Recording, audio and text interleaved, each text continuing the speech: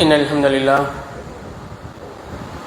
نحمده ونستعينه ونستغفره ونعوذ بالله من شرور أنفسنا ومن سيئات أعمالنا من يهدي الله فلا مضل له ومن يضلل فلا هادي له وأشهد أن لا إله إلا الله وأشهد أن محمدا عبده ورسوله أما بعد فقد قال الله تعالى في القرآن الكريم أعوذ بالله من الشيطان الرجيم بسم الله الرحمن الرحيم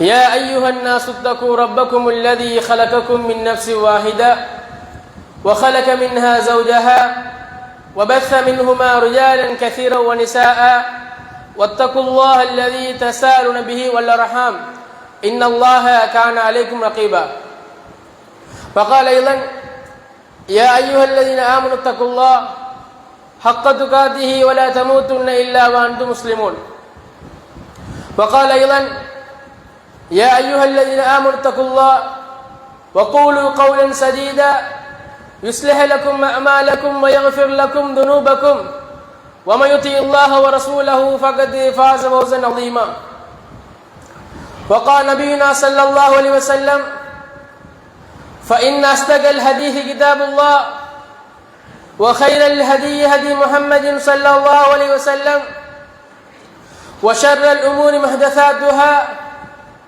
وكل محدثة بدعة وكل بدعة ضلالة وكل ضلالة في النار அளவற்ற அருளாளன் நிகரற்ற அன்புடையோன்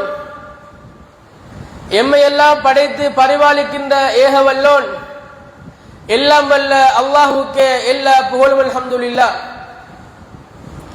ஸலவாத்தும் ஸலாமும் எமக்கெல்லாம் இறுதி தூதராக வந்த எம் உயிரிலும் மேலான பெருமானார் ஸல்லல்லாஹு அலைஹி வஸல்லம் அவர்கள் மீதும் அவர்களுடைய வாழ்க்கை வழிகாட்டுதல்களை பின்பற்றி வாழ்ந்த சஹாபாக்கள், தாபிஈன்கள், தபவு தாபிஈன்கள் எம் அனைவர் மீதும் அல்லாஹுடைய சாந்தியும் சமாதானமும் என்றென்றும் எப்பொழுதும் உண்டாகட்டுமாக.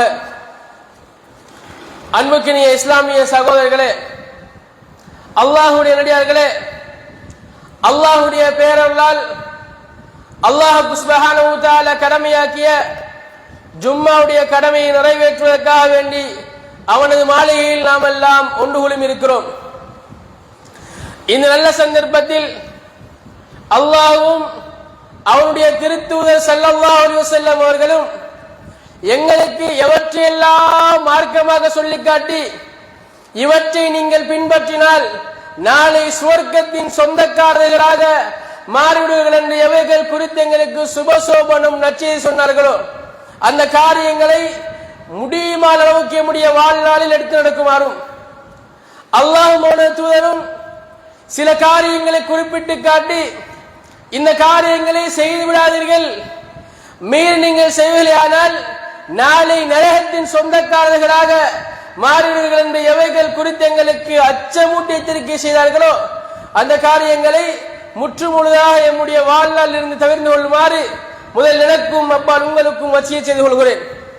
அன்புள்ள சகோதரர்களே, அல்லாஹ்வுடைய முஸ்லிம்களாகிய மூமின்களாகிய நாங்கள் 6 விடயங்களை அசைக்க முடியாத அளவுக்கு நாங்கள் ஈமான் கொண்டிருக்கிறோம். அதில் ஒன்றுதான் மறுமை பற்றிய நம்பிக்கை. ஏனைய மதங்களோடும் சித்தாந்தங்களோடும் தொடர்படுத்தி பார்க்கிற பொழுது இஸ்லாமிய நம்பிக்கை வேறுபடக்கூடிய இடமாக இந்த மறுமை நம்பிக்கை என்பது இருப்பதை நாங்கள் பார்க்கலாம். ஏனைய மதங்களை பொறுத்தவரையில் அவர்கள் இந்த உலகத்தோடு அவன வாழ்க்கையை முடித்துக் கொள்வார்கள். ஒரு சில மதங்கள் தான் இந்த உலகத்தில் சிறப்பானவனாக வாழவில்லை என்றால், நல்லவனாக வாழவில்லை என்றால் அவன் மறுபிறவி எடுப்பான். அந்த மறுபிறவியில் அவன் இழிவான படைப்பினமாக இந்த உலகத்துக்கு அவன் வருவான் என்று சொல்லி சில மதங்கள் போதிக்கின்றன. ஆனால் எம்முடைய இஸ்லாமிய மார்க்கத்தை பொறுத்தவரையில் இஸ்லாமிய மார்க்கம் இந்த உலகத்தை அற்பமாக சொல்கிறது. அல்லாஹ்வுடைய தூதர் ஸல்லல்லாஹு அலைஹி வஸல்லம் இந்த உலகத்தை இலேசாக பார்த்தார்கள். ஆனால் அல்லாஹ்வுடைய தூதர் மொத்தமாக எதற்கு முக்கியத்துவம் கொடுத்தார்கள் என்றால் மறுமைக்கு கொடுத்தார்கள். ரசூல் எப்படி பார்க்கிறாங்கன்னா இந்த உலக வாழ்க்கை ஒரு சாதாரணமான வாழ்க்கை, மறுமை வாழ்க்கை நிரந்தரமான வாழ்க்கை. எனவேதான் அது குறித்து அல்லாஹ் சுப்ஹானஹு வ தஆலாவும் அல்லாஹ்வுடைய தூதரும் நிறைய எங்களுக்கு சொல்லி காட்டியிருப்பதை நாங்கள் பார்க்கலாம். குர்ஆனை நாங்கள் துறந்து பார்த்தால் அல்லாஹ் சுப்ஹானஹு வ தஆலா குர்ஆனில் மறுமையை பற்றி அல்லாஹ் நிறைய பேசியிருப்பான். இந்த உலகத்தோடு அல்லாஹ்வுல கம்பேர் பண்ணி தொடர்புபடுத்தி அல்லாஹ் சுப்ஹானஹு வ தஆலா மறுமையை பற்றி நிறைய பேசியிருப்பதை நாங்கள் பார்க்கலாம். அல்லாஹ்வுடைய ஒரு உஸ்லூப் வழிமுறையை பாருங்களே. அல்லாஹ் சுப்ஹானஹு வ தஆலா அல்லாஹ்வுடைய தூதர் ஸல்லல்லாஹு அலைஹி வஸல்லம் அவர்களுக்கு அவங்க 40வது வயசுல அல்லாஹ் குர்ஆன் இறக்கினான். இந்த குர்ஆன் அல்லாஹ் இறக்கிற நேரத்தில் முதலாக அல்லாஹ் எதை சொல்கிறார் என்று கேட்டால் மறுமை அல்லாஹ் பேசுகிறான். அல்லாஹ் எதை பேசுகிறான்? இஸ்லாமிய ஷரியத்தை அல்லாஹ் பேசல, இஸ்லாமிய ஃபிக்ஹ் சட்டங்களை அல்லாஹ் பேசல. அல்லாஹ் எதை பேசுறான் என்றா அல்லாஹ் பேசுறது அகீதாவா இருக்குது. அதில் மிக முக்கியமான நம்பிக்கை மறுமையா இருக்குது. மறுமையை பற்றி அல்லாஹ் சுப்ஹானஹு வ தஆலா நிறைய பேசியிருப்பதை நாங்கள் பார்க்கலாம். அந்த அளவுக்கு முக்கியமான என்பதை காட்டுவதற்காக வேண்டி குர்ஆனில் நிறைய இடங்கள் அல்லாஹ் தஆலா இம்மையையும் மறுமையையும் அல்லாஹ் தொடர்படுத்தி பேசி காட்டுகிறான். திருமறை குர்ஆன் அல்லாஹ் சுப்ஹானஹு வ தஆலா எங்களுக்கு 3ஆம் அத்தியாயம் சூரா ஆல இம்ரான் 14வது வசனத்தில் அல்லாஹ் இப்படி சொல்லி காட்டுகிறான். زُيِّنَ لِلنَّاسِ حُبُّ الشَّهَوَاتِ مِنَ النِّسَاءِ وَالْبَنِينِ وَالْقَنَاطِيرِ الْمُقَنطَرَةِ من الذهب والفضة والخيل المسومة والأنعام والحرث ذلك متاع الحياة الدنيا والله عنده حسن المآب. அல்லாஹ் எப்படி சொல்றான்னு பாருங்க. அல்லாஹ் சுப்ஹானஹு வ தஆலா இந்த உலகத்தை பத்தி அல்லாஹ் எப்படி சொல்றான்னு கேட்டால் பெண்கள், ஆண் மக்கள், அதே மாதிரி திரட்டப்பட்ட தங்கம் வெள்ளி குவியல்கள், அழகிய குதிரைகள், கால்நடைகள், விளைநிலங்கள், அதே போல ஆகியன மனம் கவர்வற்றை நேசிப்பதற்கு மனிதர்களுக்கு நாங்கள் கவர்ச்சியாக்கி தந்திருக்கிறோம். இவை இவ்வுலக வாழ்க்கையுடைய வசதி வாய்ப்புகளாகவும் அல்லாஹ்விடத்தில் அழகிய புகழும் இருப்பதாக திருமறை குர்ஆன் எங்களுக்கு சொல்லி காட்டுது. அன்புள்ள சகோதரர்களே, அல்லாஹ் எப்படி சொல்றாரு பாருங்க. இந்த உலகம் என்ன ஒரு வித்தியாசமான இந்த உலகம், இது நிரந்தரமானது அல்ல. அல்லாஹ் எங்களை இந்த உலகத்தை மாயப்படுத்தி அல்லாஹ் காட்டியிருக்கிறான். பெண்கள் அழகாக காட்டுகிறான், ஆண் குழந்தைகளை பெற்றுக்கொள்ள அல்லாஹ் அழகாக காட்டுகிறான், தங்கவள்ளி குவியல்களை சேவைக்கு போய் அல்லாஹ் அழகாக காட்டி தருகிறான். அதே போல அழகிய குதிரைகளை வைப்பது அல்லாஹ் அழகாக காட்டி வைத்திருக்கிறான். இந்த உலகம் ஒட்டுமொத்தமாக எங்களுக்கு அழகான காட்சி பொருளாக காட்டியிருப்பதை அல்லாஹ் சொல்லிவிட்டு கடைசியா அல்லாஹ் சொல்கிறான், வல்லாஹு இந்தஹு ஹுஸ்னுல் மஆப். என்ன சொல்கிறான்? அல்லாஹ்விடத்தில் அழகான புகலிடம் இருப்பதை அல்லாஹ் சொல்கிறான். இவளெல்லாம் அல்லாஹ் அழகா சொல்லிட்டு அல்லாஹ் என்ன சொல்றான்? இதை விட சிறந்த எங்க இருக்குது? அல்லாஹ் இருக்குது. அப்படி என்பதை அல்லாஹ் சுப்ஹானஹு வ தஆலா மறுமை எங்களோடு தொடர்பு சொல்லி நாங்கள் பார்க்கிறோம். மேலும் பாருங்க, அதே அத்தியாயத்தில் அதுக்கு அடுத்த வசனத்தை அல்லாஹ் சொல்கிறான், இதை விட சிறந்ததை நான் உங்களுக்கு சொல்லட்டுமா நபியை? நீங்க அவனை கேளுங்க. அல்லாஹ் நபியிட சொல்றான், குல்ல உனபியுக்கும் பிகைரி மின் தாலிக்கும், இதை விட உங்களுக்கு நான் சிறந்த சொல்லட்டுமா என்று நபியை நீங்க அவரை கேளுங்க. கேட்டுட்டு சொல்லுங்க, லில்லதீன தக்வா இந்த ரப்பிஹிம் ஜன்னாத்து அத்னின் ஜன்னாத்துன் தஜ்ரி மின் தஹ்திஹல் அன்ஹார் خالدين فيها وازواج مطهره ورضوان من الله والله بصير بالعباد. அல்லாஹ் எப்படி சொல்றான்னு பாருங்க. அல்லாஹ் என்ன சொல்றான்? அந்த மேலிச்ச வசனத்தை அல்லாஹ் சொல்லிட்டு இதை விட சிறந்ததை உங்களுக்கு சொல்லட்டுமா அல்லாஹ் நபியை பார்த்து கேளுங்க நல்லா சொல்லிட்டு அல்லாஹ் என்ன சொல்றான் தெரியுமா? இறைவனை அஞ்சுவோருக்கு, அல்லாஹ்வை நம்பி பயப்பட்டு வாழக்கூடிய மக்களுக்கு இறைவனத்தில் சொர்க்க சோலைகள் உள்ளன, அழகான சொர்க்க சோலைகள் உள்ளன என்று அல்லாஹ் சொல்லிட்டு தஹ்தியல் அன்ஹாரு காலிதீன ஃபீஹா, அதன் கீழ் ஆறுகள் ஓடிக்கொண்டே இருக்கும், அது அவர்களுக்கு தூய்மையான பரிசுத்தமான மணியமாக இருப்பார்கள், ஜோடியில் இருப்பார்கள். வரிதுவானும் மினல்லாஹ், இது அல்லாஹ்வுடைய திருப்பொருத்தத்தில் உள்ளது. அல்லாஹ்வின் அடியார்கள் அல்லாஹ் சுப்ஹானஹு வ தஆலா அடியார்களை பார்ப்பதாக திருமறைக்குள் அல்லாஹ் இங்க சொல்லி காட்டுகிறான். அன்புள்ள சகோதரர்களே, மேலால் அல்லாஹ் தஆலா இந்த உலகத்தை பார்த்து பொம்புல அழகன் அல்லாஹ் சொன்னான், புள்ளகள் அல்லாஹ் அழகன் சொன்னான். சொல்லிட்டு அல்லாஹ் சொல்றான், மறுமையில அல்லாஹ்விடத்துல சுவர்க்கம் இருக்குது.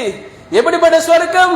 அதன் கீழ் ஆறுகள் ஓடிக்கொண்டே இருக்கும், அதில் அழகழகான பெண்கள் இருப்பதை அல்லாஹ் சொல்லி காட்டுகிறான். அதுதான் நிரந்தரமான வாழ்க்கை என்பதை திருமறை குர்ஆன் எங்களுக்கு சொல்லி காட்டுகிறது. மேலும் அல்லாஹ் சூரா ஆல இம்ரான் 185 வசனத்தில் அல்லாஹ் சொல்கிறான், வமல் ஹயாத்துத் துன்யா இல்லா மதாஉல் குரூர். அறிந்து கொள்ளுங்கள், நிச்சயமாக இந்த உலக வாழ்க்கை என்பது வெறும் ஏமாற்றுக்களும் வெறும் வசதி வாய்ப்புகளையும் தவிர வேற ஒன்றுமில்லை என்று அல்லாஹ் சொல்கிறான். உண்மையா இல்லையா? இந்த உலக வாழ்க்கை மாயா இல்லையா? இந்த உலகத்தில் கிடைக்கும் போது. எனவே அன்புள்ள சகோதரர்களே, இந்த உலகத்தை சஹாபாக்கள் ஒரு அற்பமாக பார்த்தார்கள். அல்லாஹ்வுடைய தூதர் ஸல்லல்லாஹு அலைஹி வஸல்லம் சஹாபாக்களுக்கு இந்த உலகத்தை அவ்வாறு அறிமுகப்படுத்தினார்கள். ரசூலுல்லாஹ் சஹாபாக்கள் எப்படி வளர்த்தெடுத்தாங்கன்னு சொன்னா, சஹாபாக்கள் எப்படி பாடம் புகட்டினாங்கண்டா, மறுமையை டார்கெட்டா வச்சு நீங்க என்ன செய்யறனாலும் மறுமைக்காக செய்யுங்க என்று அல்லாஹ்வுடைய தூதர் ஸல்லல்லாஹு அலைஹி வஸல்லம் சஹாபாக்கள் ஊக்குவித்து நாங்கள் பார்க்கலாம். எனவே அன்புள்ள சகோதரர்களே, ஒரு விஷயத்தை பாருங்க. அல்லாஹ்வுடைய தூதர் ஸல்லல்லாஹு அலைஹி வஸல்லம் ஒரு முறை தன்னுடைய வீட்டில் ஒரு கட்டில் சாய்ந்து கொண்டு இருக்கிறார்கள். ரசூலுல்லாஹ் தன்னுடைய வீட்டில் ஒரு கட்டில படுத்துக் கொண்டு இருக்கிறாங்க. ரசூலுல்லாஹை பார்ப்பதற்காக வேண்டி உமர் இப்னு கத்தாப் ரலியல்லாஹு அன்ஹு அல்லாஹ்வுடைய தூதர் வீட்டுக்கு வராங்க. உமர் வாரத்தை கண்டு அல்லாஹ்வுடைய தூதர் படுத்தவங்க கட்டில எழும்புறாங்க. ரசூலுல்லாஹ் எழும்புறத உமர் பார்க்கிறாரு. ரசூலுல்லாஹ் எப்படிப்பட்ட கட்டில படுத்தாங்கண்டா, ஈச்ச மரத்துடைய நாரால் வேயப்பட்ட கட்டிலில் படுத்தார்கள். ரசூலுல்லாஹ் ஈச்ச மரத்துடைய நாரால் வேயப்பட்ட கட்டில படுக்கிறாங்க. உமர கண்ணன் எழும்புறாங்க. எழும்புற நேரத்தில் உமர் ரசூலுல்லாஹ் பார்க்கிறாங்க. ரசூலுல்லாஹ்வுடைய திருமேனியில பின்னால அந்த ஈச்ச மரத்துடைய நாரெல்லாம் அச்சு பஞ்சு இருக்குது. இந்த நபித்தோழர் உமர் அவங்க ரசூலுல்லாஹ் பத்தி கவலையோட கேட்கிறாங்க, அல்லாஹ்வுடைய தூதரே, கிஸ்ரா கைசர் போன்ற மன்னர்கள் எல்லாம் தங்க தட்டுகள்ல சாப்பிடுறாங்க, நீங்க எங்கட மன்னர், நீங்க ஒரு போர்வை எடுத்து போத்த போறாதா? பெருசா கேட்கல, நீங்க மெட்ரஸ் போடுங்கன்னு சொல்லல. ரசூலுல்லாஹ் பத்தி என்ன கேட்கிறாங்க தெரியுமா? இந்த கட்டில்ல ஒரு சாதாரண பெட்ஷீட் நீங்க போத்தப்படாதா? உனக்கு ஒரு பெட்ஷீட் நான் வாங்கி திரட்டுமான்னு கேட்கிறாங்க. ரசூலுல்லாஹ் சொன்ன வார்த்தை என்ன தெரியுமா? உமரே, நான் இந்த உலகத்தில் நிரந்தரமாக வாழ வந்தவன் கிடையாது. எப்படி? நான் இந்த உலகத்தில் நிரந்தரமாக வாழ வந்தவன் கிடையாது என்கிற செய்தி அல்லாஹ்வுடைய தூதர் அந்த தன்னுடைய தோழருக்கு சொல்லுவதை நாங்கள் பார்க்கிறோம். எனவே அன்புள்ள சகோதரர்களே, எப்படி யதார்த்தமாக வாழ்ந்துட்டு போனாங்க அல்லாஹ்வுடைய தூதர். சஹாபாக்களும் அதே மாதிரி வாழ்க்கை வாழ்ந்து போய் நாங்க பார்க்கலாம். எனவே அன்புள்ள சகோதரர்களே, இதுதான் இந்த சஹாபாக்களும் அல்லாஹ்வுடைய தூதரும் மறுமைக்காக வாழ்ந்த வாழ்க்கை. உலகத்தில் என்ன கஷ்டம் வந்தாலும், என்ன துன்பம் வந்தாலும், எவ்வளவு மகிழ்ச்சி வந்தாலும் அந்த மகிழ்ச்சியை ஓவராக அலட்டாம, அந்த துக்கங்கள் கஷ்டங்களை வந்து துவண்டு போயிருக்காம, அந்த சஹாபாக்களும் அல்லாஹ்வுடைய தூதரும் ஒரு மறுமையை இலக்காக கொண்டு வாழ்ந்திருப்பதை நாங்கள் பார்க்கலாம். அல்லாஹ்வுடைய தூதர் சொல்கிறார்கள், மூமினுடைய விஷயம் ஆச்சரியமானது. எப்படி? மூமினுடைய விஷயம் ஆச்சரியமானது. எப்படி ஆச்சரியமானது கேட்டா, மூமினுக்கு ஒரு கஷ்டம் துன்பம் நடக்குமாக இருந்தால் அவன் பொறுமையா இருப்பான், அவனுக்கு அது நலவா போயிடும். மூமினுக்கு ஒரு சந்தோஷம் வந்தால், மகிழ்ச்சி வந்தால் தாம் தூம் என்று குதிக்காமல் அவன் அல்லாஹ்வை புகழ்வான், அவனுக்கு அதுவும் நலவா போயிடும். ஏன்னு கேட்டா, மூமின் இலக்கு மறுமையா இருந்த காரணத்தினால் இந்த உலகத்தை அவன் தாக்க வச்சு அனுசையில பறந்து தெரியல. எனவே அன்புள்ள சகோதரர்களே, இந்த மாதிரி அல்லாஹ்வுடைய தூதர் ஸல்லல்லாஹு அலைஹி வஸல்லம் அவங்க சஹாபாக்களுக்கு பாடம் போட்டிருப்பாங்க பார்க்கலாம். எனவேதான் அவங்க எல்லாரும் வாழ்க்கை எப்படி இருந்துன்னு கேட்டா, மறுமை இலக்காக கொண்டு வாழ்ந்தார்கள். அவங்க சின்ன செயல் செய்யறதா இருந்தாலும் சரிதான், மறுமைக்காக செய்யறாங்க. அவனோட உள்ளத்துல மறுமையை தாண்டி அல்லாஹ்வுக்காக எண்ணத்தை தாண்டி வேற எந்த எண்ணம் அவங்களுக்கு இல்லை. ஏன்? இந்த உலகத்துக்காக எதை செஞ்சால் அழியும், இந்த உலகத்துக்காக எதை செஞ்சாலும் அழிஞ்சு போயிடும் என்கிற அந்த நம்பிக்கை அவங்ககிட்ட வேரூண்டி இருந்த காரணத்தினால் சஹாபாக்களும் அல்லாஹ்வுடைய தூதரும் மறுமை இலக்காக கொண்டு வாழ்ந்திருப்பதை நாங்கள் பார்க்கலாம். அன்புள்ள சகோதரர்களே, மறுமை இலக்காக கொண்டு வாழ்கிற பொழுது ஒரு மூமினுக்கு இந்த உலகத்தில் சொல்லணும்னா எவ்வளவு கஷ்டம் வந்தாலும் சரிதான், தாங்குன்னா எவ்வளவு கஷ்டம் வந்தாலும் சரிதான், அந்த மூமின் தாங்கிக் கொள்வான். ஏன் தெரியுமா? எனக்கு இது இல்ல உலகம், நான் இது அல்ல வாழ போற இடம், நான் வாழ போற இடம் மறுமை. இந்த உலகத்தில் எவ்வளவு கஷ்டம் வந்தாலும் பரவாயில்ல, எவ்வளவு துன்பம் வந்தாலும் பரவாயில்ல, நான் எதை இழந்தாலும் பரவாயில்ல, இந்த இலக்கு மறுமை என்று வாழ்வானாக இருந்தால் இந்த உலகத்துடைய கஷ்டம் துன்பம் எல்லாம் அவனுக்கு மழையாக இருக்க மாட்டாது, சாதாரண துரும்பாய் போய்விடும். எனவே அன்புள்ள சகோதரர்களே, அல்லாஹ்வுடைய தூதர் ஸல்லல்லாஹு அலைஹி வஸல்லம் சஹாபாக்களை எப்படி வழிகாட்டி போறாங்க பாருங்க. அது மாத்திரம் இல்லாம அல்லாஹ்வுடைய தூதர் ஸல்லல்லாஹு அலைஹி வஸல்லம் வாழ்ந்த காலத்துல நிறைய யுத்தங்கள் நடந்துச்சு.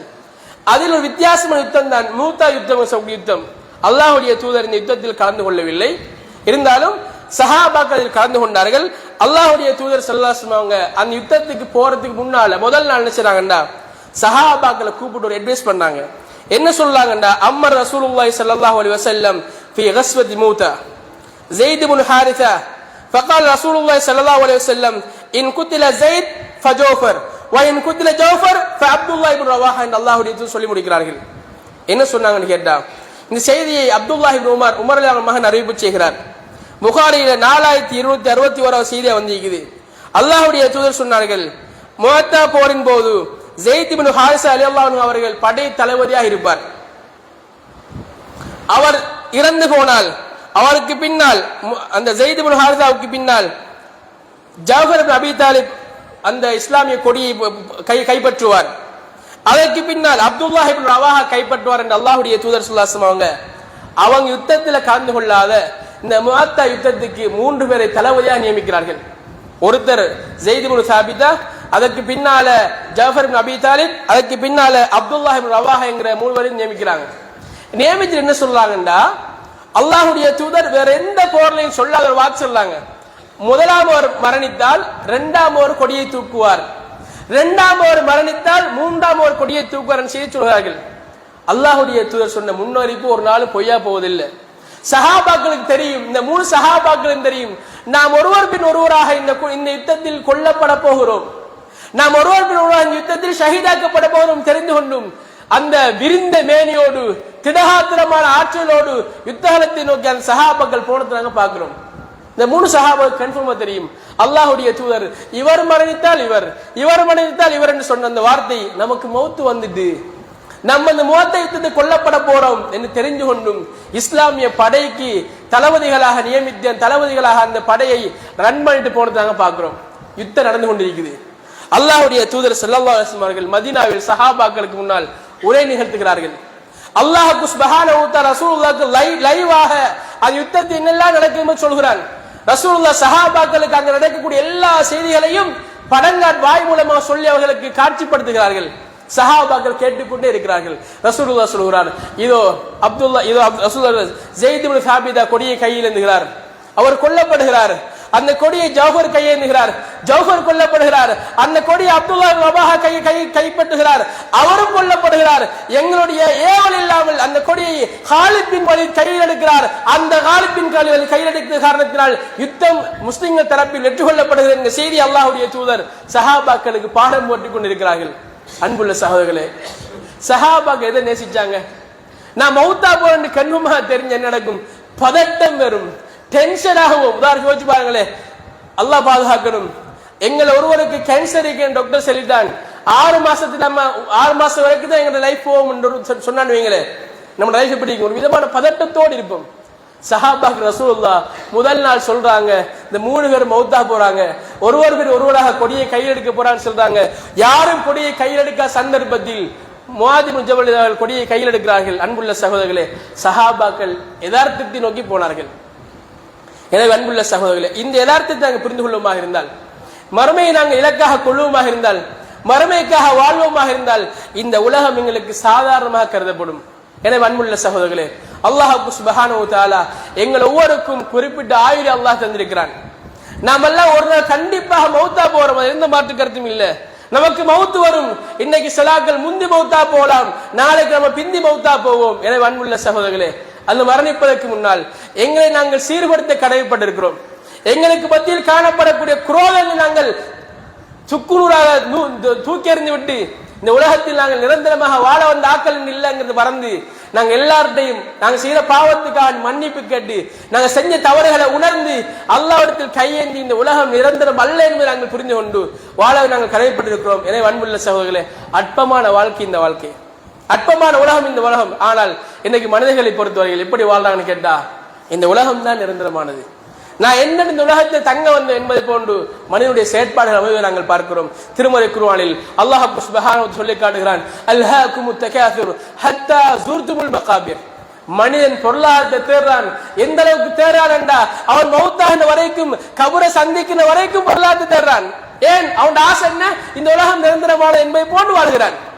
எனக்கு மௌத்து கிடையாது, நான் மௌத்தாக மாட்டேன், எனக்கு இந்த உலகத்தில் முடிவு கிடையாது என்பதை போன்று மனிதனுடைய செயற்பாடு இருப்பதை நாங்கள் பார்க்கிறோம். எனவே அன்புள்ள சகோதரர்களே, அத்தகைய வாழ்க்கை நாம் வாழாமல் நமக்கு மௌத்து இருக்குது, நிரந்தரமான வாழ்க்கை மறுமை. அந்த மறுமை இலக்கை நோக்கி நாங்கள் வாழக்கூடிய மக்களாக இந்த உலகத்தை நாங்கள் பயன்படுத்தினால் நாளை மறுமை நாங்கள் வெற்றி பெற்ற கூட்டமாக மாறுவோம். இல்லை என்றால் எங்கள் மறுமை பூச்சியமாய் போய்விடும். எனவே அன்புள்ள சகோதரர்களே, அல்லாஹ்வுடைய தூதர் சொல்கிறார்கள், இன்னமத் துன்யா மஸ்ரத்துல் லில் ஆখিরাহ. ரசூலுல்லாஹ் சொன்ன எவ்வளவு ஒரு அற்புதமான வார்த்தை அது. இன்னமத் துன்யா மஸ்ரத்துல் லில் ஆখিরাহ. நிச்சயமாக இந்த உலக வாழ்க்கை என்பது மறுமைக்குரிய விளைநிலம். நம்ம எதை விதைக்கிறோமோ, எதை நாங்கள் விளைவிக்கிறோமோ, அதைத்தான் நாம் மறுமையில் நாங்கள் அறுவடை செய்ய போகிறோம். நாங்கள் நல்லதை விதைத்தால் நல்லதை அறுவடை செய்வோம், கெட்டதை விதைத்தால் கெட்டதை அறுவடை செய்வோம். எனவேதான் அல்லாஹ் சுப்ஹானஹு வ தஆலா நாளை மறுமை நாளையில் இந்த உலகத்தில் என்னெல்லாம் செஞ்சோமோ எல்லாத்தையும் அல்லாஹ் எங்களுக்கு படம் போட்டு காட்டுவான். எல்லாம் எங்க கண்ணுக்கு முன்னால் வரும். நாளை மறுமை நாளை ஒவ்வொரு மனிதனும் லியஷ்தரு அமாலன், தன்னுடைய அமல்களை பார்ப்பதற்காக வேண்டி கூட்டம் கூட்டமாக மனிதன் இருப்பான். நாளை மறுமை நாளில் சிலருடைய ஏடுகளை அல்லாஹ் சுப்ஹானஹு வ தஆலா இடது கையால் கொடுப்பான், இடது கையால் பெறுவார்கள். இன்னும் சில மக்கள் முதுகுக்கு பின்னால் பெறுவார்கள், இன்னும் சில மக்கள் வலது கையால் பெறுவார்கள். யாரெல்லாம் வலது கையால் பெற்றார்களோ அவர்கள் சந்தோஷமாக வாழ்க்கை வாழ்வார்கள். யாரெல்லாம் இடது கையால் பெற்றார்களோ அல்லது முதுகுக்கு பின்னால் பெற்றார்களோ அவர்கள் ஏட்டை கண்டு அதிர்ந்து போவார்கள். என்ன ஏடு, ஒன்றை விடலையே, சிறியது பெரியது எல்லாவற்றையும் எழுதி வைத்திருக்கிறதே, நான் மரணித்த போது நான் மண்ணாக இருந்திருக்க கூடாது. நாளை மறுமை நாளையில் மனிதன் புலம்புவான். என்ன காரணம் என்று கேட்டால், உலகத்தில் வாழுகிற பொழுது அவன் உலகத்தை யதார்த்தமாக பார்த்தான், உலகம் நிரந்தரமாக பார்த்தான். அவ்வாறு பார்த்த காரணத்தினால் மறுமை அவனுக்கு பூச்சியமாய் போனது. எனவே அன்புள்ள சகோதரர்களே, சஹாபாக்கள் வாழ்க்கை எடுத்து பாருங்க. சுப்ஹானல்லாஹ், எவ்வளவெல்லாம் கஷ்டம் வந்துச்சு, எவ்வளவெல்லாம் துன்பம் வந்துச்சு. எதற்காக பொறுத்தார்கள் என்றால் மறுமைக்காக பொறுத்தார்கள். நமக்கு தெரிஞ்ச வரலாறு, நான் பெருசா ஒரு தெரியாத வரலாறு சொல்லல, நமக்கு தெரிஞ்ச வரலாறு பிலால் ரலியல்லாஹு அன்ஹு வரலாறு. பிலால் ரலியல்லாஹு அன்ஹு அவர்கள் இஸ்லாத்தை ஏற்ற காரணத்தினால் அவருடைய எஜமானன் பாலைவன மணலில் சுடுமணலில் கொண்டு போய் பிலால் அலி அவர்களை கிடத்தி அவருடைய நெஞ்சுக்கு மேலால் பெரிய ஒரு பாறைங்களை வைக்கிறார். லேசான வாய் வார்த்தை நம்ம சொல்லிட்டு போறோம், கொஞ்சம் ஃபீல் பண்ணி பார்ப்போம் இந்த விஷயத்தை. அன்புள்ள சகோதரர்கள், இன்றைக்கு நம்ம கொஞ்சம் நல்ல வெயில் அடிக்குது, நல்ல சூடு அடிக்குது. சாதாரண இலங்கையை பொறுத்தவரை 35 மேக்ஸிமம் 38 வரைக்கும் போகும் சூடு. ஆனால் அரபு நாடுகளை பொறுத்தவரை 50 பாகை 55 பாகை வரைக்கும் வெயில் அடிக்கும். எவ்வளவு உஷ்ணமாக இருக்கும். அந்த உஷ்ணத்தில் அந்த பாலைவன மணலில் திறந்த மேனியாக உடம்பில் எதுவித ஆடையும் இல்லாமல் ஒரு மனிதனை கிடத்தி அந்த மனிதனுடைய முதுகுக்கு நெஞ்சுக்கு மேலால் பாரிய கல்லை கொண்டு வைத்து அசைய முடியாத அளவுக்கு அந்த மனிதனை வேதனை செய்தால் எவ்வளவு கஷ்டமா போகும், மனிதனுக்கு தாங்கலா போகும். அந்த நேரத்தில் சிலையை கொண்டு வந்து முகத்துக்கு நேர வச்சு அதை முத்தமிட சொல்லி ஏற்றுக்கொள்ள சொல்லி அவனை நோவினை செய்கிற பொழுது அந்த மனிதன் அல்லாஹ் மீது இருந்து அசைக்க முடியாத நம்பிக்கை, மறுமை வாழ்வதா யதார்த்தமானது புரிந்த அந்த எண்ணம் அந்த நபித்தோழர் எப்படி மாத்து தெரியுமா? அவர் என்ன செய்யல, மாறிட்டு போகலையே. அஹது அஹது, அல்லாஹ் ஒருவன், அல்லாஹ் ஒருவன் என்றே என்ன செய்தார், அந்த கஷ்டத்தையும் துன்பத்தையும் பொறுத்து கொண்டார். எனவே அன்புள்ள சகோதரர்களே, இதனால் தான் தியாகங்களை செய்த சஹாபாக்களுக்கு அல்லாஹ்வுடைய தூதர் சுவர்க்கத்துக்கு நன்மாரை கூட்டி நாங்கள் பார்க்கிறோம். மக்காவில் நடந்த சம்பவம், அல்லாஹ்வுடைய தூதர் ஸல்லல்லாஹு அலைஹி வஸல்லம் மக்காவுல சஹாபாக்கள் மத்தியில் இஸ்லாத்தை ரகசியமான முறையில் சொல்கிறார்கள். இந்த இடத்தில் இஸ்லாத்துக்கு ஒரு ஃபெமிலி இஸ்லாத்துக்கு வருது. அம்மார் இப்னு யாசிர் ரலியல்லாஹு அவங்க, அவனோட வாப்பா யாசிர் ரலியல்லாஹு அவங்க, அவனோட உம்மா சுமையா ரலியல்லாஹு அன்ஹா அவங்க 3 பேர் இஸ்லாத்துக்கு வராங்க. அந்த நேரத்தில் அல்லாஹ்வுடைய தூதருக்கு எந்த விதமான பலம் நீக்கல்ல. ஏன், சஹாபாக்கள் இஸ்லாத்துக்கு வந்தாக்கள் மிக குறைவாக இருந்தாங்க. இந்த சந்தர்ப்பத்தில் காஃபிர்கள் அந்த 3 பேரை நோவினை செய்கிறான். யாசிர் ரலியல்லாஹு அவர்களை பொறுத்தவரையில் வயோதிபராக இருந்தார், அடி வாங்கினாரு. அவருடைய மனைவி வயோதிபர் பொம்பளையா இருந்தா அவ அடி வாங்கினார். மகனை கொண்டு அடித்தார்கள். அல்லாஹ்வுடைய தூதர் அவரை தடுப்பதற்கு சக்தி இல்லாமல் இருந்தார்கள். ரசூலுல்லாஹ் அந்த குடும்பத்தை பார்த்து சொன்ன வார்த்தை என்ன தெரியுமா? யாசிருடைய குடும்பமே, உங்களுக்கு வாக்களிக்கப்பட்ட சுவர்க்கம் இருக்கிறது, சுவர்க்கத்தை கொண்டாடு உங்களுக்கு நன்மாராயம் கூறு என்ற அல்லாஹ்வுடைய தூதர் சுவனத்தை காட்டி சஹாபாக்களுக்கு நன்மாராயம் கூறினார். என்ன காரணம் கேட்டால், நிதர்சனமான உலகம் அது, நிரந்தரமான உலகம் இது. எனவே இந்த நீங்க அனுபவிக்கூடிய இந்த வேதனைகள், துன்பங்கள், துயரங்கள் எல்லாம் சாதாரணமானது. அல்லாஹ் தஆலா வாக்களிக்கப்பட்ட சுவர்க்கம் உங்களுக்கு இருப்பதாக அல்லாஹ்வுடைய தூதர் ஸல்லல்லாஹு அலைஹி வஸல்லம் அந்த குடும்பத்துக்கு நன்மாராயம் கூறுவதாக பார்க்கலாம். அது மாத்திரம் இல்லாமல் ஹப்பாப் இப்னு அல் அரத் நபி தோழர் இஸ்லாத்துக்கான எவ்வளவு கஷ்டப்படுறான்னு வாங்க. கொல்லன் பட்டறையில் கொல்லனாக வேலை செய்கிறார். அவர வேலை என்னண்டா, இரும்ப உருக்கி கத்தி வாள் செய்யற அவர் வேலை. இவர் ஒரு அடிமையாக இருந்தாரு. இவர் இஸ்லாத்தை ஏற்றுக்கொண்டவுடைய எஜமானி கேள்விப்படுது. இந்த நபி தோழர் தன்னுடைய கொல்லன் பட்டறையில் இரும்பை உருக்கி கொண்டு வேலை செய்து கொண்டிருக்கிறார். எஜமானன் வருகிறான். வந்து இவர் இஸ்லாத்தை ஏற்றுக்கொண்டு தெரிந்து கொண்டு வந்து இரும்பு சம்பட்டி இரும்பால் அந்த குப்பை வாரி போன்ற ஒன்று எடுத்து, ரேக்க மாதிரி ஒன்று எடுத்து ஹப்பாவுடைய அரந்தை கீழே படுக்க வைத்து அதை நெருப்பில் காய்ச்சி முதுகையில் அவ்வாறு இழுக்கு வரி வரியாக இழுப்பதை நாங்கள் பார்க்கிறோம். அந்த நேரத்தில் அந்த நபித்தோழருடைய சதைகள் எல்லாம் கலண்டு எலும்பு நெஞ்சிலிக்கூடிய எலும்புகளோடு அந்த ரேகையுடைய கம்பி சிக்கி வருகின்ற காட்சியை நாங்கள் பார்க்கலாம். அன்புள்ள சகோதரர்களே, இந்த சந்தர்ப்பத்தில் கூட நபித்தோழர் அந்த இஸ்லாத்தை விட்டு கொடுக்கல. ஏனென்றால் அவருக்கு தெரியும் இந்த வேதனை, இந்த கஷ்டம், இந்த துன்பம் கொஞ்ச நாளைக்கு தான், நம்ம மௌத்தான சொர்க்கம் போவோம். அன்புள்ள சகோதரர்களே, இப்படி அல்லாஹ்வுடைய தூதர் ஸல்லல்லாஹு அலைஹி வஸல்லம் சஹாபாக்களுக்கு மறுமை இலக்காக வாழ்ந்து காட்டியிருப்பதை நாங்கள் பார்க்கலாம். அது மாத்திரம் இல்லாமல் ஒரு அன்சாரி தோழர் உஹது யுத்தத்தில் கலந்து கொள்கிறார். அல்லாஹ்வுடைய தூதர் ஸல்லல்லாஹு அலைஹி வஸல்லம் சஹாபாக்களுக்கு சுவர்க்கத்துக்கு நன்மாராயம் கூறுகிறார்கள். சுவர்க்கம் இருக்கிறது, சுவர்க்கம் இருக்கிறது அல்லாஹ்வுடைய தூதர் சொல்கிறார். நபி தோழர் கேட்டுக்கொண்டு ஈச்சம்பழத்தை சாப்பிட்டுக் கொண்டிருக்கிறார். ஈச்சம்பழத்தை சாப்பிட்டுக் கொண்டு அல்லாஹ்வுடைய தூதரே, இந்த யுத்தத்தில் கலந்து கொண்டு ஷஹீதாக்கப்பட்டால் சுவர்க்கம் கிடைக்குமான்னு கேட்கிற அல்லாஹ்வுடைய தூதர் ஆவன்னு சொல்கிறார்கள். நபித்தோழர் ஈச்சம்பழம் தின்ற நேரத்தை விட நான் விரைவாக சுவர்க்கம் போகணும் என்று திண்ட ஈச்சம்பழத்தை தூக்கி வீசிவிட்டு யுத்த காலத்தில் குதிக்கிறார். நிறைய காவிர்களோடு யுத்தம் செய்கிறார். இறுதியாக ஷஹீதாக்கப்படுகிறார். அன்புள்ள சகோதரர்களே, அல்லாஹ்வுடைய தூதர் ஸல்லல்லாஹு அலைஹி வஸல்லம் சஹாபாக்களை மறுமையை காட்டி வளர்த்தார்கள். இதனால்தான் குர்ஆன் சொல்லுது, சஹாபாக்கள் எல்லாம் இஸ்லாத்துக்கு வாரத்துக்கு முன்னால நரகத்துடைய விளிம்பில் இருந்த சஹாபாக்களை மறுமையை கொண்டு சுவர்க்கத்தை கொண்டு இஸ்லாம் வளர்த்த காரணத்தினால் இன்றைக்கு அவரோட பேரை கேட்டா ரலியல்லாஹு அன்ஹு வரது அன்ஹு என்று துஆ கேட்கக்கூடிய அளவுக்கு மனிதர் புனிதர்களாக எது மாற்றியது என்றால் இந்த மறுமை பற்றிய நம்பிக்கை, யதார்த்தமான வாழ்க்கையை பற்றி அந்த தெளிவு சஹாபாக்கள் இருந்த காரணத்தினால் உலகத்தில் வந்த எல்லா கஷ்டங்களையும் அவர்கள் சாதாரணமாக பொறுத்துக் கொண்டார்கள். நமக்கெல்லாம் தெரியும், மக்காவுல சஹாபாக்கள் தாங்குண்ட துயரங்களை சகித்துக் கொண்டிருந்தார்கள். எங்க பார்த்தாலும் அடி, இஸ்லாத்துக்கு கொஞ்சம் எல்லா சஹாபாக்களுக்கு அடி, அல்லாஹ்வுடைய தூதர் நிறைய அடிவாங்கப்பட்டார்கள். 7ஆம் கடைசியாக இந்த முஸ்லிம்களை கொண்டு வந்து அபூ தாலிப் பள்ளத்தாக்கில் ஹவுஸ் அரெஸ்ட் பண்ணி வைக்கிறாங்க. அபூ தாலிப் பள்ளத்தாக்கில் குவாரண்டைன் பண்ணாங்க, வெளியே வர இயலாம. சஹாபாக்கள் சாப்பாடு இல்லாம போகுது, சாப்பாடு இல்லாம இது கடைசி அவங்க இலைகொலைகளை தின்னுகிறார்கள். எந்த அளவுக்கு என்றால் அவர்கள் மலம் கழிக்கிற பொழுது ஆடுகள் விட்டை போடுவதை போன்று சஹாபாக்களுக்கு மலம் வருகிறது. ஏனென்று கேட்டால் தின்பதற்கு உணவில்லை, இலைகொலைகளை சாப்பிட்டார்கள். இந்த கஷ்டத்தில் கூட சஹாபாக்கள் ஏன் பொறுத்தாங்கன்னு தெரியுமா? மறுமைக்காக பொறுத்தார்கள். இது எல்லாம் நிரந்தரமானது அல்ல என்பதற்காக மறுமைக்காக பொறுத்திருப்பதை நாங்கள் பார்க்கிறோம். அது மாத்திரமில்லை அன்புள்ள சகோதரர்களே, இன்னொரு யுத்தத்தில் சஹாபாக்கள் அஹல் யுத்தத்தில் அல்ல ஹந்தக் அஹ்ஸாப் சொல்லக்கூடிய அஹல் யுத்தத்தில் சஹாபாக்கள் பங்கெடுக்கிறார்கள். மதீனாவை சுற்றி குழி தோண்டுகிறார்கள்.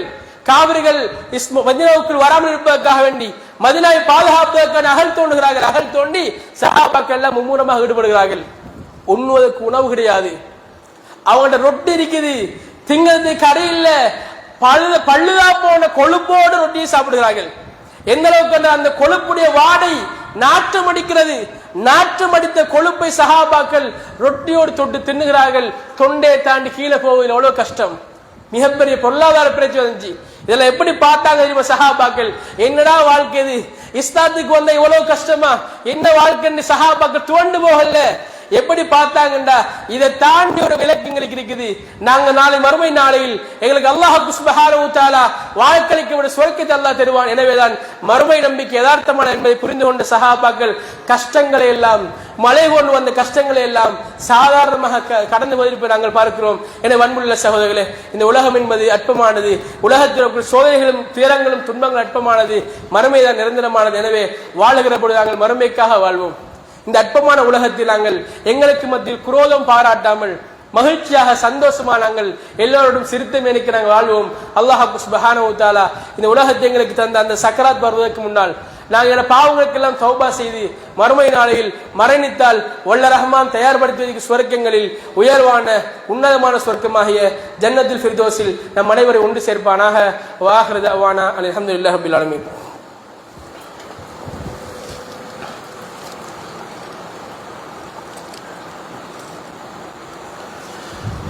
الحمد لله رب العالمين والعاقبة للمتقين ولا عدوان إلا على الظالمين والصلاة والسلام على أشرف الأنبياء والمرسلين وعلى آله وأصحابه أجمعين أما بعد. அன்புள்ள இஸ்லாமிய சகோதரர்களே, அல்லாஹ்வுடையவர்களே, முதலாவதாக நாம் மறுமைக்காக வாழ்வோம் என்ற தலைப்பினூடாக சில செய்திகளை நாங்கள் வரலாற்று வாயிலாகவும் ஹதீஸ்கள் வாயிலாகவும் அல்லாஹ்வுடைய திருமறை குர்ஆன் வாயிலாகவும் சில செய்திகள் நாங்கள் புரிந்து கொண்டோம். அதனுடைய தொடராக அடுத்த செய்தியாக ஒரு செய்தியை நான் ஞாபகமூட்டுவது காலத்துடைய பொருத்தம் என கருதுகிறேன். அன்புள்ள சகோதரர்களே, இன்ஷா அல்லாஹ் நாளைய தினத்தை பொறுத்தவரையில் இலங்கை திருநாட்டில் மிக முக்கியமான ஒரு நாள். இலங்கை திருநாட்டுடைய ஜனாதிபதியை தெரிவு செய்யக்கூடிய ஜனாதிபதி தேர்தல் நாம் யாரும் மறந்திருக்க மாட்டோம். எல்லோருடைய யார் அப்படிங்கிற வார்த்தையை தான் நிறைய பேர் இன்னைக்கு பேசிட்டாங்க பார்க்கலாம். எனவே அல்லாஹ் சுப்ஹானஹு வ தஆலா திருமறை குர்ஆன் சூரா ஆல இம்ரான் 38 வசனம் அல்லாஹ் இப்படி சொல்லி காட்டுகிறான். குலில்லாஹும்ம மாலிக்கல் முல்கி தூதில் முல்க மன் தஷா வ தன்ஸிஉல் முல்க மிம்மன் தஷா வ துஇஸ்ஸு மன் தஷா வ துதில்லு மன் தஷா பியதிகல் கைரு இன்னக லா குல்லி ஷைஇன் கதீர். மூமின்களை பொறுத்தவரையில் எங்களுக்கு அல்லாஹ்வுடைய இந்த திருமறை வசனம் மிகப்பெரிய சான்றாக இருப்பதை நாங்கள் புரிந்து கொள்ளலாம். எங்களுக்கு மத்தியில் கட்சி பேதங்கள் இருக்கலாம், எங்களுக்கு மத்தியில் வரக்கூடிய ஆட்சியாளர்களை தீர்மானிக்கக்கூடிய நாங்கள் ஒவ்வொருத்தரும் ஒவ்வொரு சாரார் தீர்மானிக்கலாம். இவர் நல்லவன் நான் செல்லலாம், இல்ல அவர்தான் நல்லவன் நீங்க செல்லலாம். ஒவ்வொருத்தருக்கும் தெரிவு சுதந்திரம் இருக்குது. இந்த திருநாட்டை பொறுத்தவரையில் எங்களுக்கு வழங்கப்பட்ட ஒரு மிக முக்கியமான உரிமை எங்களுடைய வாக்களிக்கக்கூடிய உரிமை. எனவே அந்த உரிமையை நாங்கள் விரும்பக்கூடிய ஆளுநராக போடலாம், எந்த விதமான மாற்று கருத்தும் இல்லை. ஆனால் ஒரு செய்தியை நாங்கள் புரிந்து கொள்ள வேண்டும். அல்லாஹ் சுப்ஹானஹு வ தஆலா சூரா ஆல இம்ரானில் இவ்வாறு சொல்லி காட்டுகிறான், நபியை நீங்கள் கூறுங்கள். எப்படி சொல்லுங்கள்? அல்லாஹ்வே ஆட்சியின் அதிபதி. அல்லாஹ் யாரு? மாலிகுல் முல்க். அல்லாஹ் அல்லாஹ் தான் ஆட்சியின் அதிபதி. நீ நாடியவர்களுக்கு நீ என்ன செய்றாய்? ஆட்சியை வழங்குகிறாய். அல்லாஹ் என்ன செய்றான்? அவன் நாடி ஆக்கருக்கு அல்லாஹ் ஆட்சியை கொடுப்பான். நீ நாடியவர்கள் நீ என்ன செய்றாய்? ஆட்சியை பறிக்கிறாய். நாடியவர்களை நீ கண்ணியப்படுத்துகிறாய், நீ நாடியவர்களை இழிவுபடுத்துகிறாய். நன்மைகள் எல்லாம் உன் கைவசமே இருக்கின்றன, நீ அனைத்தின் மீதும் சக்தி உள்ள என்கிற செய்தியை மக்களுக்கு நீங்க சொல்லுங்க நல்லா சொல்லி காட்டுகிறான். அன்புள்ள சகோதரர்களே, நம்ம ஒரு செய்தியை புரிஞ்சு கொள்ளணும். நம்ம எல்லாம் முஸ்லிம்கள், நம்ம எல்லாம் கலாகத்திரி விசுவாசம் உண்டாக்கல். நம்ம இந்த உலகத்தை படைக்கிறதுக்கு முன்னுக்கும் அல்லாஹ் சுப்ஹானஹு வ தஆலா கலாகத்திரி படைச்சிட்டான் நாங்க நம்புறாக்கள். நாங்க எனவே நாங்க விரும்புறாக்கள் வாக்களிக்கலாம். ஆனால் அந்த குறிப்பிட்ட ஆளை ஜனாதிபதி ஆக்குவது தெரிவு செய்து அல்லாஹ்வுடைய கையிலேக்கு நாங்கள் மறந்துடக்கூடாது. அண்மை இலங்கையில குறிப்பிட்ட சில வருடங்களுக்கு முன்னால் நான் தான் ஜனாதிபதி, பெரும்பான்மையுடைய மக்கள் ஜனாதிபதி சென்ற ஒருத்தர் அல்லாஹ் தஆலா இழிவுபடுத்தி நாங்கள் பார்க்கிறோம். எனவே அன்புள்ள சகோதரர்களே, அரசியல் பேசுவதற்கான களம் அல்ல இது. முஸ்லிம்களாகி நாங்கள் எங்களுடைய அக்கீதாவை புரிந்து கொள்ள வேண்டும். யார் வந்தாலும் நாங்கள் முஸ்லிம்கள், எங்களுக்கு மத்தியில் குரோதம் வரக்கூடாது. அல்லாஹ்வுடைய தூதர் ஸல்லல்லாஹு அலைஹி வஸல்லம் அவர்கள் மதீனாக்கு வந்து முதல் செஞ்ச வேலை என்ன தெரியுமா? சஹாபாக்களை உஹுவா சகோதரர்களாக மாற்றினார்கள். ஆனால் இன்றைக்கு அரசியல் என்ற காரணத்தினால் எங்களுடைய சகோதரத்துவம் துண்டிக்கப்படக்கூடாது. இந்த ஒரு நாள் கூத்துக்காக வேண்டி நாங்கள் பிரிஞ்சிடக்கூடாது. எங்களுக்கு மத்தியில் கட்சி பேதம் இருக்கலாம், எங்களுக்கு மத்தியில் அரசியல் பேதம் இருக்கலாம், இருந்தாலும் நாம் எல்லாம் முஸ்லிம்கள். இந்த ஒரு நாளுக்காக நாங்கள் என்ன செய்யப்படா, எங்களுக்கு மத்தியில் பகைகள் நாங்கள் பாராட்டாமல் நான் ஓட் போட்டால் நான் ஆதரித்த ஆள் தான் வெற்றி பெற்றிருக்கிறார், எனவே என்னை எதிர்த்தால் தோல்வடைஞ்சிக்கு என்பதற்காக வேண்டி அவங்களோட வீட்டுக்கு முன்னால அவங்களோட ஏரியாவுக்கு முன்னால ரத்திஞ்சா போறதோ சண்டைக்கு இழுப்பதோ ஒரு மூமின் பண்பு இல்லை என்பதை நாங்கள் புரிந்து கொள்ள வேண்டும். எனவே அன்புள்ள சகோதரர்களே, அல்லாஹ் ஆட்சியை தாரான், அல்லாஹ் ஆட்சியை இல்லாமக்கிற செய்தி நாங்கள் புரிந்து கொள்ளலாம். மேலும் அல்லாஹ்வுடைய தூதர் ஸல்லல்லாஹு அலைஹி வஸல்லம் ஒரு செய்தி சொல்லி காட்டுகிறார்கள். ரசூலுல்லாஹ் சொல்கிறார்கள், வஅலம் அறிந்து கொள்ளுங்கள், உமக்கு ஒரு நன்மை செய்ய இந்த உலகம் முழு சமுதாயமும் நாடினாலும் அது அல்லாஹ் உனக்கு எழுதிய தவிர வெறும் நடக்க மாட்டாது. இந்த ஒட்டுமொத்த சமுதாயம் சேர்ந்து எங்களுக்கு ஒரு நலவை செய்ய நாடினாலும் அல்லாஹ் நலவு நடக்கும் என்று அல்லாஹ் சொன்னாலே ஒளி நடக்காது. அதே மாதிரி இந்த ஒட்டுமொத்த மனித சமுதாயமும் சேர்ந்து உனக்கு ஒரு தீங்கு செய்ய நாடினால் அல்லாஹு தஆலா தீங்கு செய்ய முடியுமா என்று அல்லாஹ் எழுதியிருந்தாலே தவிர வேறு என்றும் நடக்க மாட்டாது என்பதை நானும் நீங்கள் புரிந்து கொள்ள வேண்டும். அன்புள்ள சகோதரர்களே, எனவேதான் முஸ்லிம்களை பொறுத்தவரையில் எங்களுக்கு மத்தியில் என்ன செய்யலாம், இந்த ஆட்சி எங்களுக்கு மத்தியில் தீர்மானிக்கக்கூடிய இந்த ஓட்டை நாங்கள் வச்சுக்கொண்டு என்ன செய்யலாம் என்றால் எங்களுக்கு பற்றி நாங்கள் பிரிஞ்சுவிடக்கூடாது என்பதை நாங்கள் புரிந்து கொள்ளலாம். இன்றைக்கு நாங்கள் பார்க்கிறோம் அன்புள்ள சகோதரர்களே, அரசியலை வைத்துக் கொண்டு முஸ்லிம்களை பந்தாடுவதை நாங்கள் பார்க்கிறோம், முஸ்லிம்களை குறுகுறா பிரிப்பை நாங்கள் பார்க்கிறோம். எங்கட வெற்றி என்ன தெரியுமா? முஸ்லிம்கள் நாம் எல்லாம் ஒற்றுமையா இருக்கின்ற வெற்றி.